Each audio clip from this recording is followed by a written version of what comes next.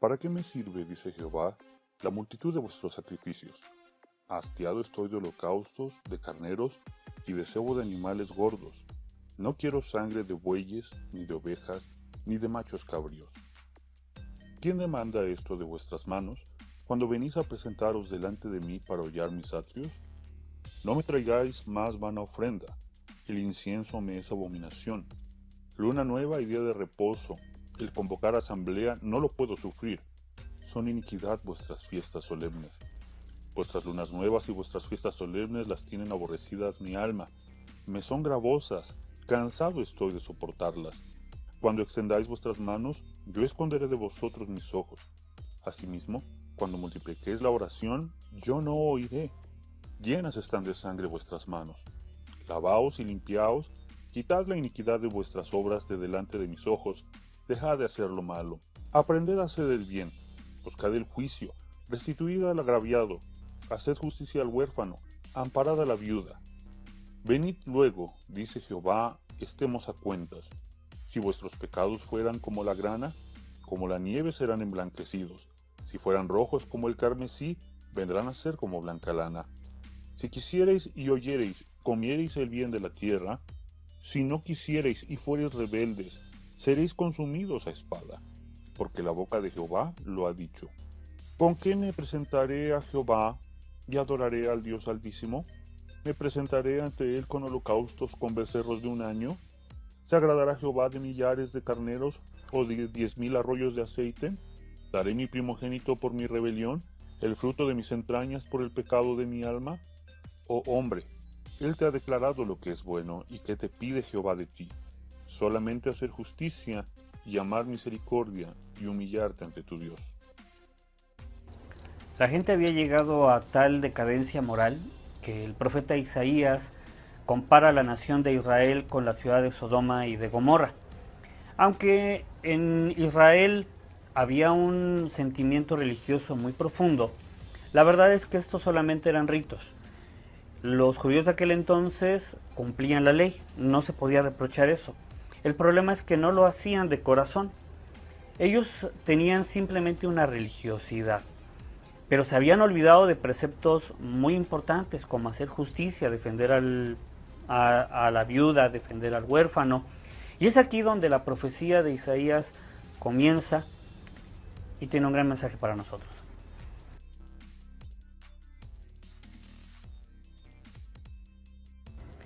La historia del pueblo de Israel nos habla de muchos episodios en los que ellos se desviaron y dejaron el culto a Jehová. Malaquías incluso los acusa diciéndoles que le daban lo peor, que llevaban animales enfermos para la adoración y para el holocausto. En el caso que hoy nos ocupa, el profeta Isaías no nos habla de que el pueblo no adoraba a Dios, sino que habla de que incluso hacían cosas que Dios no les pedía en la ley. Nos habla, por ejemplo, de los animales cebados. ¿Qué eran estos animales cebados? Bueno, pues estos animales cebados eran animales engordados especialmente para el sacrificio. Podríamos pensar entonces en que estos animales eran bastante gordos y que probablemente eran incluso impresionantes a la vista. La palabra hollar que utiliza el profeta Isaías en el versículo 12, en su traducción quiere decir pisotear, y esto probablemente se refiera a la multitud de gente que estaba en los atrios del templo, que llegaban a pisotear, es decir, tenían una adoración hueca, que no era verdadera y que no era genuina. El calendario religioso de Israel incluía 3 fiestas anuales, un día de reposo a la semana, días de reposos especiales y las lunas nuevas, que consistían en ofrendas especiales que el pueblo debía ofrecer. Ahora, Isaías nos dice que el pueblo llevaba a cabo todas estas ceremonias y todas estas ofrendas. Sin embargo, aunque sus manos podríamos decir que estaban cargadas de buenas obras, su corazón estaba lleno de iniquidad. De ahí que Dios les dice que Él estaba harto de sus obras de iniquidad e incluso dice que sus obras pues son pecado. El quemar incienso era parte de la ley mosaica. Sin embargo, Dios les dice que también para Él esto era pecado. Ahora, ¿qué quiere decir el incienso? El incienso simbolizan las oraciones de todos los que invocan a Él. Pero para Dios estas oraciones eran falsas, eran huecas, estaban vacías, no tenían fe, no procedían de un corazón puro. La gente extendía sus manos hacia Dios, pero Dios decía que Él no les iba a escuchar porque sus manos estaban llenas de sangre. Esto podríamos creer que Él los estaba acusando no solamente de derramar sangre de carneros de manera innecesaria, sino también de asesinatos, de injusticia, de malas obras dentro de su corazón. Ellos pensaban que mientras más obras religiosas hicieran, ellos serían ganadores del favor de Dios. Ahora, Dios no les dijo que no debían de sacrificar animales, o que no debían de guardar el reposo, o que no debían de cumplir estas cosas que Él había mandado en la ley. Lo que Él les estaba diciendo es que la hipocresía con la que ellos actuaban hacía que todos estos actos que eran buenos y que Dios mandaba, pues se convirtieran en actos de iniquidad, es decir, en pecado. Miqueas se hizo del tema de Isaías, en Miqueas capítulo 6, versículos 6 y 7, y él entonces, consciente de la santidad de Dios, él pregunta si sería posible que la gente pudiera acercarse a alguien tan santo como Dios con tan solo sus obras, con tan solo los hechos que ellos hacían, con ofrecer cosas especiales. Ahora, Miqueas responde que el sacrificio de muchos corderos de ellos no agradarían a Dios mientras el corazón de las personas no estuviera en paz, no estuviera reconciliado con Dios. Nos habla también del aceite, que también era parte de la adoración, pero también nos dice que este sería insuficiente para pagar por las cosas que nosotros hemos hecho, para pagar por nuestro mal. Y esto no solamente del pasado, sino que hay mucha gente que cree que con sus acciones, que cree que con sus obras puede manipular a Dios y obligarlo para que Dios le dé su favor. Estas personas las calificamos generalmente como santurrones, es decir, personas que pretenden exhibir sus buenas obras para obligar a Dios o para hacer creer que a la gente que ellos merecen el favor de Dios. Es decir, que aunque sus obras sean buenas, su corazón sigue siendo perverso, es decir, sigue siendo malvado. Y no es que Dios no se agrade de las cosas buenas, de las buenas obras que nosotros podemos hacer, pero Dios solamente se agrada de ellas cuando el corazón de quienes las está haciendo es un corazón limpio y es un corazón recto.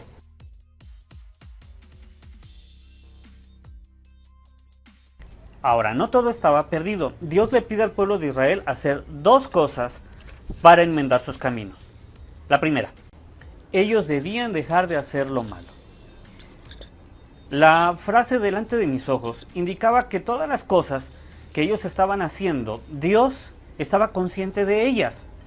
Y que ellos entonces debían dejar de hacer las obras malas, debían de cambiar su corazón, debían de dejar de hacer todas aquellas obras de iniquidad que solamente buscaran ganarse el favor frente a los hombres y pretender que este favor también se lo debía a Dios. Al decirles que dejaran de hacer lo malo, les estaba requiriendo que tuvieran un estilo de vida diferente, no solamente un comportarse distinto, sino un estilo de vida distinto que naciera de la sinceridad de su corazón.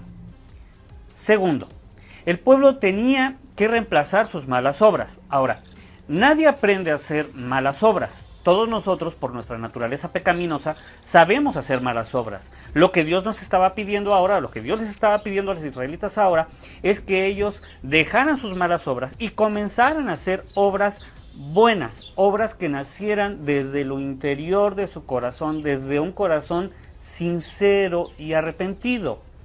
Hacer el bien es algo que tiene que aprenderse, no es parte de nuestra naturaleza humana, pero se puede aprender siguiendo la ley de Dios. Aprender a hacer el bien es contrario a nuestra naturaleza pecaminosa humana. Entonces ellos tenían que aprender a cambiar su forma de cómo relacionarse, cómo actuar frente a los demás. La Biblia nos habla acerca de las injusticias que se cometían, es decir, que se oprimía siempre al más pobre, al desprotegido, al desvalido, y que los jueces no hacían justicia, que las personas se aprovechaban de su situación superior para sacar ventaja de aquellos menos afortunados. Por ejemplo, las viudas, los huérfanos, que eran grupos que podríamos hoy llamarles vulnerables, que no tenían defensores.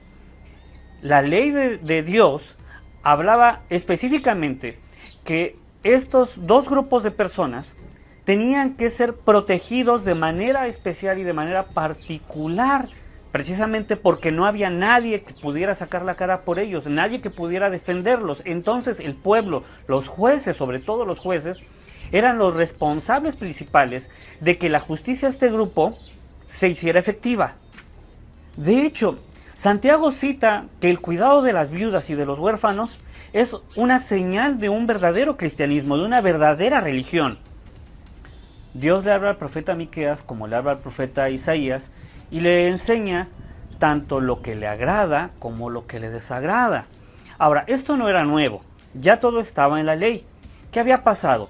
Simplemente que el pueblo había ignorado estos mandamientos y estas enseñanzas. Habían dejado de hacer lo que Dios ya les había enseñado desde el principio.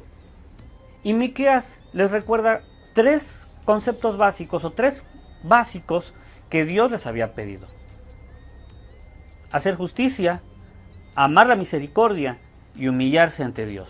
Tres cosas. Hacer justicia específicamente se refiere a aquellos que tenían en sus manos la procuración de la justicia, es decir, que a los jueces y a todos aquellos encargados de la ley y del orden, podríamos decirlo, que habían torcido el derecho para favorecer a quienes les aportaran económicamente. 2. Debían amar la misericordia, es decir, debían mostrarse bondadosos, misericordiosos, no solamente ante sus familiares, ante sus conocidos, sino ante todos sus semejantes. No era solamente tener una misericordia mecánica y hueca, sino que debían de amar hacer obras de misericordia y de justicia para con los demás. Y tercero, humillarse ante Dios. Nos refiere a la relación que nosotros debemos tener con Él, a que debemos de caminar de la mano, pero siempre reconociendo su soberanía y su superioridad sobre nosotros. Es decir, debemos de cuidar nuestra relación y nuestra comunión íntima y diaria con Él. No solamente cuando vamos al servicio, no solamente cuando estamos frente al pastor o cuando estamos en la clase dominical, sino en todo momento. Ahora, cuando nosotros nos humillamos a Dios, cuando nosotros amamos a Dios, cuando nosotros tenemos una relación verdadera con Dios, entonces los otros dos preceptos o los otros dos requerimientos pues salen de la mano. Porque aquel que se humilla ante Dios ama la justicia. Y aquel que se humilla ante Dios, que tiene una relación ante Dios, pues obviamente ama el hacer misericordia y es natural en su nueva naturaleza, valga la redundancia. Ahora, esto no nos está requiriendo, no nos está diciendo que nuestra relación con Dios solamente se refiere a las obras, sino que se refiere que nuestras obras buenas deben de partir de un corazón que verdaderamente tiene una relación con Dios, un corazón que es limpio, que es puro y que obedece a Dios. Porque aunque nosotros podamos engañar a nuestro pastor, haciéndonos pasar por unos verdaderos cristianos en la iglesia, la verdad es que Dios siempre nos ve y Él lo que nos pide es que nuestra relación con los hombres sea exactamente igual que en nuestro comportamiento en la iglesia, porque muchos de nosotros somos unos en la congregación, pero diferentes ya en nuestra casa y en nuestro trabajo. Y Dios lo que nos pide es que seamos congruentes, es decir, que actuemos de la misma manera tanto en la iglesia como en nuestra vida diaria y particular.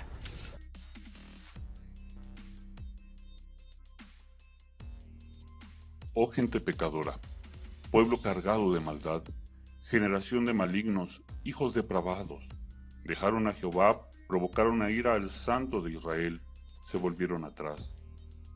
¿Por qué queréis ser castigados aún? ¿Todavía os rebelaréis? Toda cabeza está enferma y todo corazón doliente. Desde la planta del pie hasta la cabeza no hay en él cosa sana, sino herida, hinchazón y podrida llaga. No están curadas, ni vendadas, ni suavizadas con aceite. En estos versículos que acabamos de escuchar, compara Dios al pueblo de Judá como un pueblo que está muy enfermo. Y si uno mirara esto desde un punto de vista humano, pensaríamos que todo está perdido.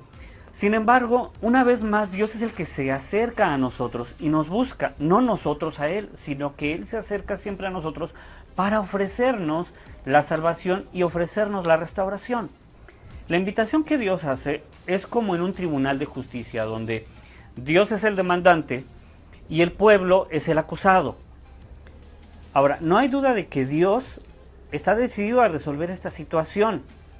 Él quiere llevar a cabo este tribunal precisamente para aplicar su justicia, pero una justicia con misericordia.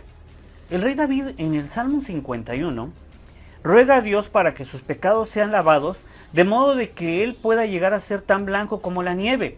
¿Por qué? Porque tanto la nieve como la lana lavada son dos de las cosas más blancas que hay. Pero para que esto pueda ser posible, se requieren dos cosas. Lo primero, la disposición de Dios, que la hay. Es decir, Él es el que nos invita a estar a cuentas. Él es el que nos invita a redimirnos. Y la segunda condición es precisamente el que la persona quiera venir a estar a cuentas para limpiar sus pecados y volver a ser purificado como la lana o como la nieve. Dios entonces les dice que la raíz de todos los males que habían sufrido, las invasiones, las sequías, las crisis, la decadencia económica y todo lo que ellos habían sufrido, era precisamente la consecuencia del alejarse de Dios. Pero que si ellos se acercaban de corazón a Dios, Dios haría que todas estas cosas que pasaron se quedaran en el olvido, y entonces Él promete que disfrutarían de las bendiciones de Dios. Dios entonces les dice, bueno, si ustedes ya no quieren seguir mis mandamientos, ya están advertidos. No pueden ustedes decir que yo no les dije, pero sí quiero advertirles que si ustedes deciden seguir en esos caminos, entonces cosas peores que las que han ocurrido sucederán. Algunos pensarían, es que Dios nos está obligando, es que Dios entonces nos está amenazando de que si no lo seguimos, entonces Él va a dejar caer sobre nosotros todas estas cosas malas, todas estas maldiciones. La verdad es que no hay nada más alejado de la realidad. Nuestro pecado tiene consecuencias. Nuestras acciones, buenas o malas, tienen consecuencias. Y lo que Dios estaba diciendo al pueblo de Israel es que sus acciones, su pecado, haría que todas estas cosas malas le sucedieran. No porque Dios las enviara, sino porque ellos estarían expuestos al pago de sus pecados o a la retribución, no tanto al pago, sino a la retribución de sus pecados. Entonces ahora el pueblo de Israel tenía que aceptar o rechazar la oferta de Dios. Pero Dios les advierte, si ustedes rechazan mi oferta, entonces cosas peores van a suceder, morirán incluso a filo de espada. Es decir, que Dios permitiría que todos aquellos que querían destruir que querían destruir a Israel pudieran pasar para destruirlos. Él era un freno, Él era un muro para que todas estas desgracias mayores no sucedieran. Dios entonces considera a todos aquellos que rechazan su invitación como rebeldes. Entonces ellos ahora tienen dos opciones: volver a Él y disfrutar de sus bendiciones, o seguir en su terquedad e irse hundiendo más y más en todos los problemas en los que ya estaban sumidos. Luego entonces Isaías 1:18 es la respuesta enérgica a todos aquellos escépticos que miran en el Antiguo Testamento a un Dios que solamente está buscando motivos para descargar su ira sobre los hombres. Porque en este pasaje claramente vemos que el creador del universo lo que está haciendo es extender sus brazos para invitar a los hombres a venir hacia Él y evitar el castigo. A los ojos de la ley, pues el pueblo estaba perdido. Sin embargo, Dios en su amor ve más allá y Él les ofrece el perdón de pecados. Él las ve como almas que podían ser renovadas y transformadas una vez más, y que podían recuperar su pureza, su santidad con Dios. A través de la historia del hombre, la justicia de Dios exige y ha exigido que el hombre pague por su pecado. Sin embargo, Jesucristo derramó su sangre en la cruz del Calvario precisamente para lavarnos de todas esas manchas de impureza, de iniquidad, y dejar nuestra alma como la nieve, como la blanca lana. Pero esto depende de una respuesta personal que cada uno de nosotros demos a Dios. Nadie entonces podrá decir que Dios le está condenando, porque cada uno ha decidido dónde quiere pasar la eternidad.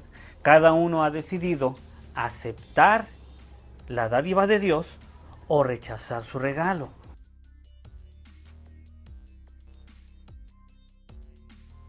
Lo que nos revela esta clase es que el pecado no solamente ha destruido nuestra relación con Dios, sino que también el pecado destruye nuestra relación con los demás hombres. En alguna ocasión, cuando estaba yo en otra iglesia, se acercó conmigo un muchacho que no quería saber nada de Dios. Sin embargo, esa noche fue al servicio. Terminando el servicio, me acerqué a preguntarle y habíamos hablado acerca del pecado. Y este joven me preguntó y me dijo, pecado, pecado, ¿qué es el pecado? Y yo le dije, te voy a decir lo que es el pecado. Y yo creo que él esperaba que yo le dijera que pecado era robar, matar, mentir, cosas que generalmente les enseñamos a los niños en la escuela dominical. Y yo le dije, ¿sabes qué pecado es no amar? Obviamente se sorprendió. Y no me dijo nada, sino que se quedó con una cara de sorpresa porque no esperaba esa respuesta. Y yo le dije, pecado es no amar. Porque si tú no amas a tu prójimo, entonces no te va a doler lastimarlo, no vas a sentir nada al herirlo, no te va a doler el ofenderlo o que alguien ofenda a tu hermano. Si tú no amas a tu esposa, pues no te va a doler engañarla, no te va a doler tener otra pareja. Si tú no amas a Dios, pues obviamente no te va a doler dejarlo, no te va a doler apartarte de Él.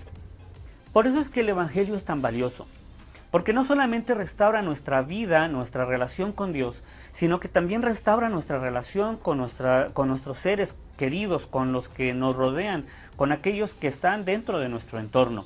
Porque si nosotros tenemos una buena relación con Dios, entonces también tendremos una buena relación con las demás personas. Por eso si tu corazón no está limpio, si tú no tienes una verdadera relación con Dios, por más buenas obras que tú hagas, por más cosas buenas que tú pretendas hacer, no te van a ayudar, porque el problema no está en las cosas buenas que estás haciendo, sino en el origen, en el corazón de la cual emanan esas obras. Y si ese corazón no es puro, pues esas obras, por muy buenas que parezcan, no serán puras.